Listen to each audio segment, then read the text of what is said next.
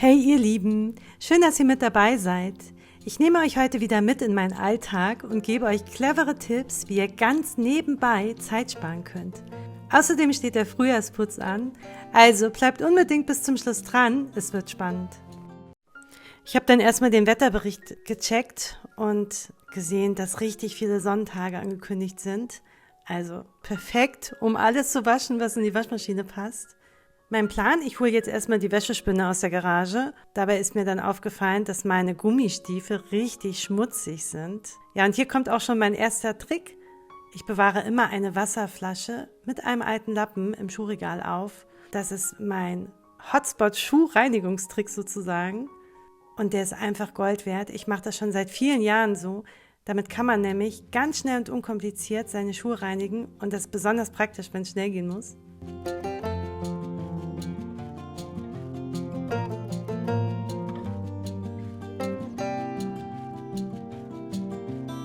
Das Spray und den Lappen lege ich jetzt wieder zurück ins Körbchen. Also wenn der Lappen jetzt richtig schmutzig ist, dann kommt er direkt in die Wäsche. Und wenn er jetzt richtig nass wäre, würde ich ihn vorm Schrank noch trocknen lassen. Ich kann euch das wirklich empfehlen, probiert es unbedingt mal aus. Und jetzt geht's zur Garage. Und ich laufe natürlich erstmal schön durch Rosenzweige und hier nochmal. Ich sag's euch, die Missgeschicke in diesem Video werden noch mehr.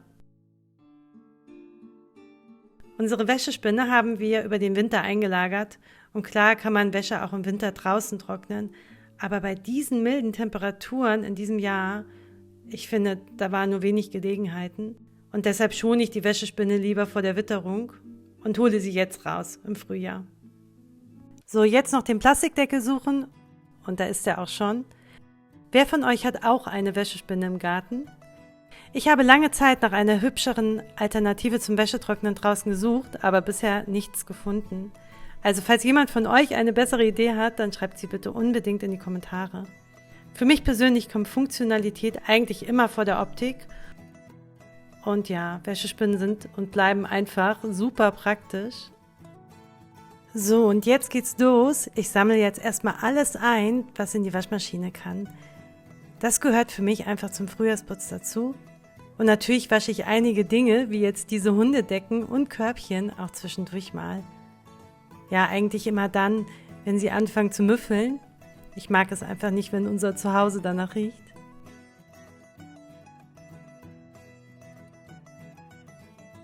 Beim Videoschneiden ist mir dann aufgefallen, dass meine Haare aussehen wie Kraut und Rüben. Naturlocken sind einfach unberechenbar. Wer kennt's? Ich finde ja, je älter man wird, desto weniger kümmert es einen, was andere über einen denken. Also zumindest, wenn es um Äußerlichkeiten geht. Das ist Sammy, unser kleiner Portugiese. Er liebt einfach die Sonne. Vor etwa 6 Jahren haben wir ihn aus einer Tötungsstation in Portugal übernommen. Eigentlich war es gar nicht geplant, dass wir uns einen Hund anschaffen und wenn dann doch, dann wollten wir auf keinen Fall einen kleinen Hund.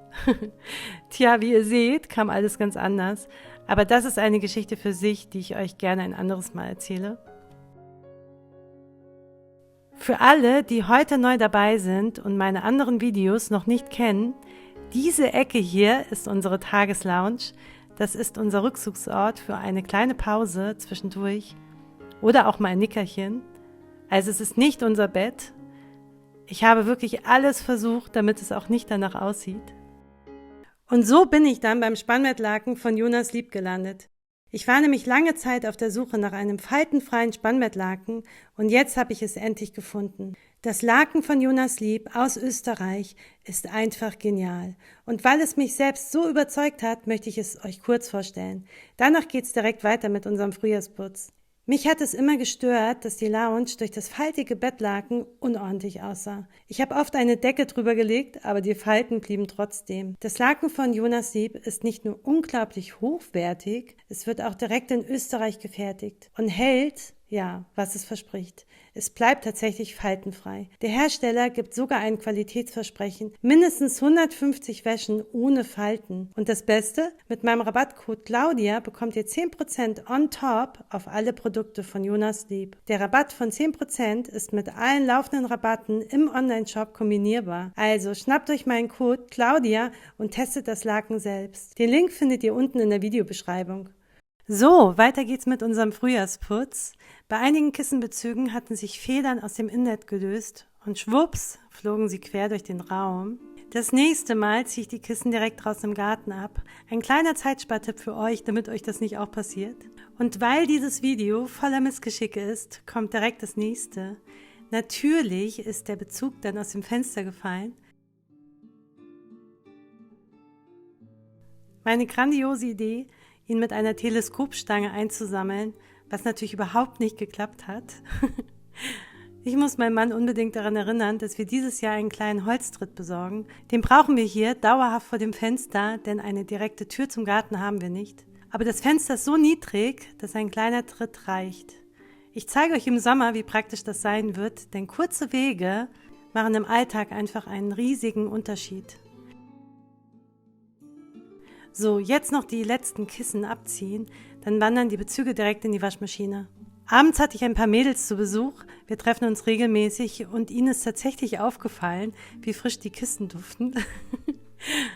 Ja, Wäsche, die draußen an der frischen Luft trocknen, riechen einfach nochmal ganz anders. Hier habe ich noch 2 besondere Kissenbezüge.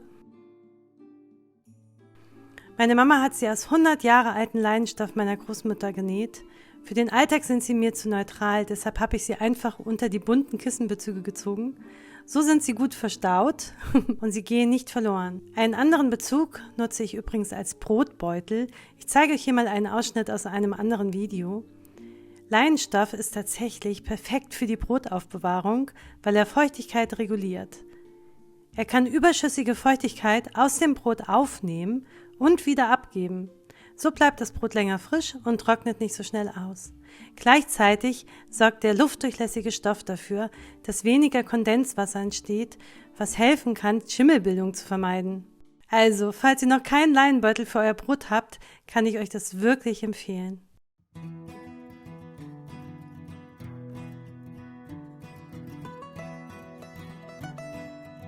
Schaut mal, wie schön schon alles aufgegangen ist. Also ich hatte wirklich Bedenken, ob überhaupt irgendwas aufgeht, weil wir hatten so viele Wühlmäuse und Maulwürfe, dass ich wirklich Angst hatte, sie hätten schon alle Blumenzwiebeln weggeknuspert, aber sie haben noch was übrig gelassen und ich freue mich schon sehr auf den Frühling. Jetzt nehme ich euch einmal mit in meine Küche und zeige euch, wie ich beim Obstschneiden Zeit spare. Wer mir schon länger folgt, der weiß, ich liebe effiziente Abläufe und deshalb verwende ich auch hier meine bewährte Fließbandmethode.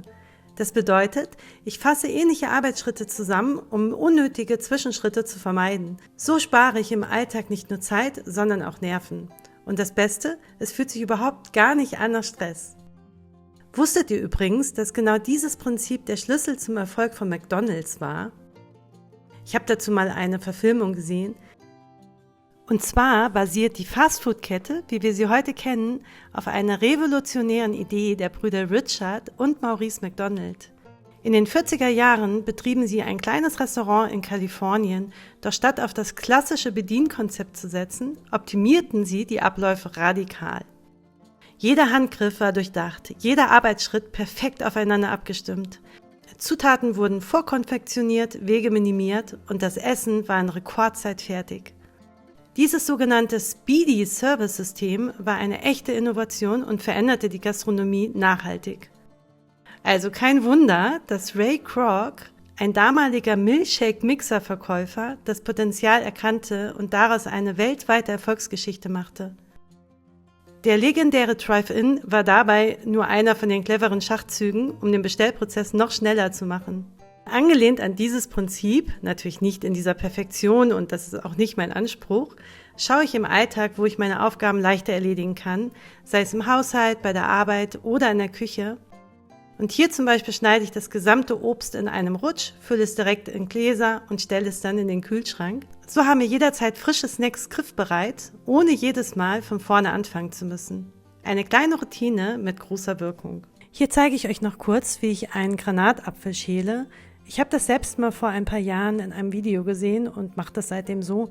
Ja, schaut einfach zu. Ich habe das für euch natürlich jetzt im Zeitraffer gemacht. So eine richtig zeitsparende Aktion ist das jetzt nicht, aber für mich ist dieser Weg auf jeden Fall der einfachste, um einen Granatapfel zu schälen.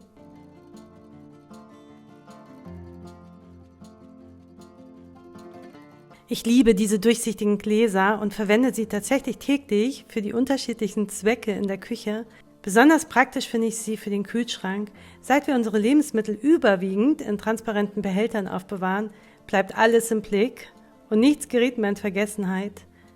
Ich finde, hier passt auch wieder das Sprichwort, aus den Augen, aus dem Sinn. Denn was wir nicht sehen, nutzen wir oft nicht und am Ende landet es unbemerkt im Müll. Transparente Behälter helfen dabei, genau das zu vermeiden. So bleibt der Kühlschrank nicht nur übersichtlicher, sondern wir reduzieren auch Lebensmittelverschwendung und das ganz ohne zusätzlichen Aufwand.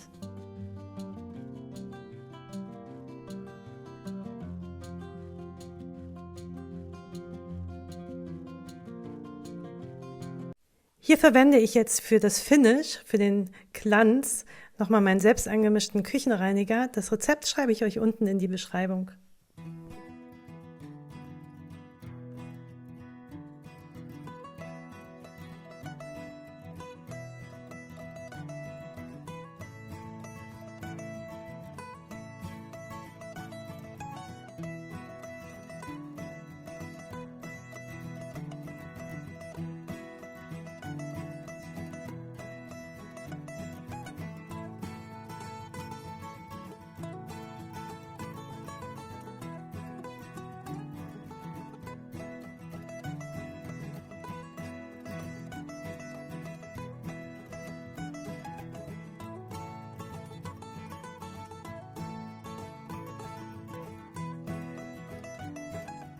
Ich habe für uns alle mal recherchiert, wann sich das Raushängen der Wäsche jetzt im Frühling lohnt und welche Witterungsbedingungen das Trocknen beeinflussen. Also jetzt im Frühling, Temperaturen steigen langsam an und durch den stetigen Wind trocknet die Wäsche oft schneller, als man denkt, selbst wenn es noch nicht richtig warm ist.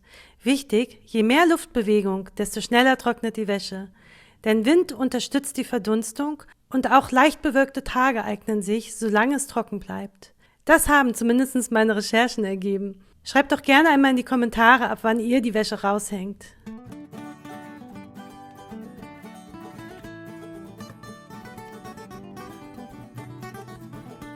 Jetzt gebe ich euch nochmal ein Beispiel für die sogenannte Fließbandmethode am Beispiel vom Vogelfutter. Übrigens wusstet ihr, dass der NABU empfiehlt, die Wildvögel im Garten das ganze Jahr über zu füttern? Als ich das gehört habe, habe ich dann direkt einen großen Sack gekauft und jetzt bereite ich einmal die Struktur vor, damit es im Alltag leichter geht.